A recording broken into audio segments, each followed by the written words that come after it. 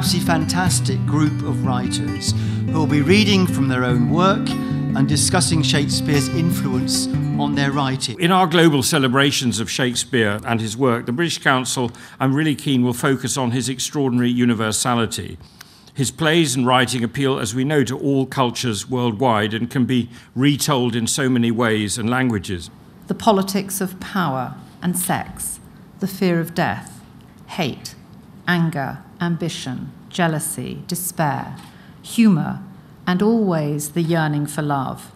These are the constants of the human condition, and Shakespeare wrote about them all with an openness and a glorious insight which gives his plays still the shock of the true. And if you wonder why we feel so connected to some of Shakespeare's characters, it's because he lowers us into them as nobody else can. One of the reasons we all love him everywhere is he has no ideology, he has no politics, he has no philosophy, we don't know what he thinks, but he orchestrates the most important thoughts. Be not feared, the isle is full of noises, sounds and sweet airs that give delight and hurt not. I got a shiver reading that, thinking of all the thousands of people who've read those lines before. You become part of this tradition and this context, which is just so exciting. It's a paradox, really, because I don't like to see him being turned contemporary. I don't like the feeling of seeing him being used by other people. But I was thinking, as you started asking that question, that oddly, what I also feel is that he isn't his own contemporary, because he stretches so much further. And when I met him as a child, as a girl, as a student, as a writer, he was just a person I met.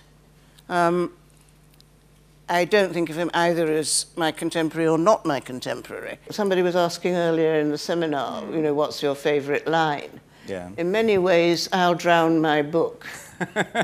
That's your favourite? One of my favourites. They were walking past the spice market, homebound, and as they came in sight of the Hippodrome, with its tall colonnades and its fluttering flags, she knew something was wrong. You're just trying to make something that entertains people, which is, you know, brings us back to our old friend, Mr. Shakespeare. If I could bear it longer and not fall to quarrel with your greater opposeless wills, my snuff and loathed part of nature should burn itself out. He's a great Trojan horse, you know, kind of writer, or with Hamlet, you know, okay, we want a revenge tragedy, so he writes one in which the guy doesn't do the only thing he's meant to do. I mean, it's brilliant. The major thing is that Shakespeare allows you to tune into the incredible richness of language, and that all the other writers are doing exactly the same thing. So it's basically going back and bathing in the marvellous seas of language. Without literature, life is hell. Good evening.